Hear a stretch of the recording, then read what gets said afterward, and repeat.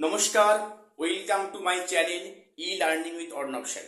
তো আমি আজকে ক্লাসে এলাম তোমাদের যে সমস্ত ছাত্রছাত্রীরা ক্লাস 12-এর সেমিস্টার 3 পরীক্ষা সদ্য শেষ করেছো এবং সেমিস্টার 4-এর জন্য প্রিপারেশান নিচ্ছ। দেখো, তোমাদের পরীক্ষা শুরু হয়েছিল সেপ্টেম্বরের 8 তারিখে এবং শেষ হয়েছে সেপ্টেম্বরের 22 তারিখে। এবং পরীক্ষা দেওয়ার পর অনেক স্টুডেন্টদের মনে অনেক জিজ্ঞাস্য বিষয় আছে। আমাকে অলরেডি কয়েকজন স্টুডেন্ট কমেন্ট করেছে যে স্যার, আমরা যে পরীক্ষা দিলাম এই পরীক্ষায় আমরা রেজাল্ট কবে পাবো এবং এই পরীক্ষায় মিনিমাম পাস মার্কিং কত আছে এবং প্রতিবারের মতো এবারে কি নাম্বার কিছু গ্রেস দেওয়া হতে পারে। এই মেনলি তিনটে বিষয়ে আমি আজকে তোমাদের উত্তর দেওয়ার চেষ্টা করব। প্রথম বলি, তোমাদের প্রথম প্রশ্ন ছিল যে স্যার, আমাদের সেমিস্টার 3 যে পরীক্ষা সেপ্টেম্বরের 22 তারিখে শেষ হয়েছে, আমরা রেজাল্ট কবে নাগাদ পেতে পারি। দেখো, প্রথম বলি, তোমাদের কয়েকদিন আগেই West Bengal Council of Higher Secondary এডুকেশনের তরফ থেকে জানানো হয়েছে যে সেমিস্টার 3 পরীক্ষার রেজাল্ট পাবলিশ হবে 31শে অক্টোবরের মধ্যে। প্রত্যেকে ভালো করে শোনো, 31শে অক্টোবরের মধ্যে তোমাদের সেমিস্টার 3 পরীক্ষার রেজাল্ট পাবলিশ হবে। এবং এটা খবর জানতে পারছি খুব সম্ভবত তোমাদের অক্টোবরের 21 কিংবা 22 তারিখ নাগাদ রেজাল্ট পাবলিশ হওয়ার একটা সম্ভাবনা রয়েছে, যদিও এ বিষয়ে কোনো পাকা তথ্য পাওয়া যায়নি। বোর্ড থেকে জানানো হয়েছে যে অক্টোবরের 31-এর মধ্যে তোমাদের রেজাল্ট পাবলিশ করা হবে। এবং শুধু তাই নয়, তোমাদের এটাও বলা হয়েছে কাউন্সিলের পক্ষ থেকে তোমাদের রেজাল্ট পাবলিশ হওয়ার 72 ঘন্টার মধ্যে তোমাদের প্রতিটা সাবজেক্টে ওএমআর শিট অফিসিয়াল পোর্টালে আপলোড করা হবে। ঠিক আছে, অবশ্যই এটা একটা ভালো উদ্যোগ সবার কাছেই।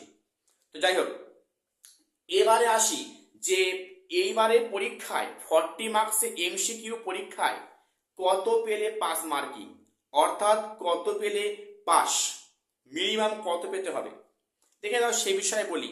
তোমাদের প্রতিটা বিষয়ে 30% পাস, অর্থাৎ 40 মার্কসের যদি পরীক্ষা হয় সেখানে 12 পেলে পাস মার্কিং, অর্থাৎ 12 কম পেলে কিন্তু তুমি সে বিষয়ে সাপ্লি পাচ্ছ এবং মিনিমাম 12 হচ্ছে পাস মার্কিং। এবং যে সমস্ত বিষয়ে 35 মার্কসের এক্সাম হয়েছে, যেমন জিওগ্রাফিতে, তো 35 মার্কসের মধ্যে স্যার কত পেলে পাস মার্কিং। দেখো, 40% মধ্যে যদি 12 পেলে পাস হয়, তাহলে কিন্তু আমরা যদি 30% ধরি, সেখানে কিন্তু মিনিমাম 11 পেলে তোমাদের পাস মার্কিং, 11। আচ্ছা, এবারে পরের কোশ্চেন ছিল যে স্যার, আমাদের কি এবারে গ্রেস মার্কিং দেয়া হবে। আচ্ছা, প্রথম বলি গ্রেস মার্কিংটা কি, শুনে নাও।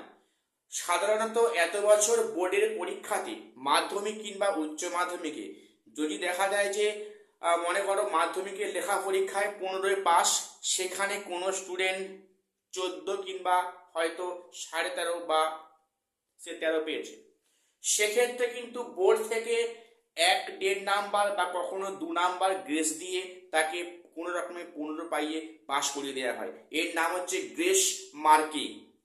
প্রথমে বলে রাখি, এইবারে পরীক্ষায় যেহেতু এমসিকিউ বেসড পরীক্ষা, এখানে কিন্তু কোনো গ্রেস মার্কিং থাকছে না। অর্থাৎ কেউ যদি 11 পাও, যেখানে 12 পেলে মিনিমাম পাস মার্কিং, কেউ যদি এখানে 11 পাও, সেখানে কিন্তু সরকারি পক্ষ থেকে কোনো গ্রেস মার্কিং দেওয়া হবে না, এটা পরিষ্কার উল্লেখ করা হয়েছে। অর্থাৎ যে যত মার্কস পাবে সেই মার্কসটাই কিন্তু তোমাদের মার্কশিটে ছাপা হয়ে আসবে। এখানে কোনো গ্রেস মার্কিং এর কোনো প্রশ্ন এখানে আসছে না। আশা করছি তোমাদের প্রত্যেকের ডাউট ক্লিয়ার করতে পেরেছি। তাহলে তোমরা প্রত্যেককে সেমিস্টার 4-এর জন্য প্রিপারেশান নিয়ে নাও। আর তোমরা সবাই জানো সেমিস্টার 4-এ কিন্তু অলরেডি এক্সাম রুটিন পাবলিশ হয়েছে। আমি এই চ্যানেলে কিন্তু তোমাদের সেই রুটিন আপলোড করেছি বা ভিডিও দিয়েছি। যারা দেখোনি তারা প্রত্যেকে দেখে নেবে। শুধু তাই নয়, তোমাদের সেমিস্টার ফোর পরীক্ষার বিভিন্ন সাবজেক্টের আমি সিলেবাস এবং মার্কস কন্ট্রিবিউশন নিয়ে আমি আলোচনা করেছি। যারা ভিডিও দেখোনি অবশ্যই তোমরা ভিডিও দেখে নিও। আর শেষে বলি, আমার চ্যানেলটিকে প্রত্যেকে সাবস্ক্রাইব করে রাখো এরকম বিভিন্ন নতুন আপডেট পাওয়ার জন্য। আজ এখানে শেষ করলাম, দেখা হচ্ছে পরে কোনো আপডেট নিয়ে।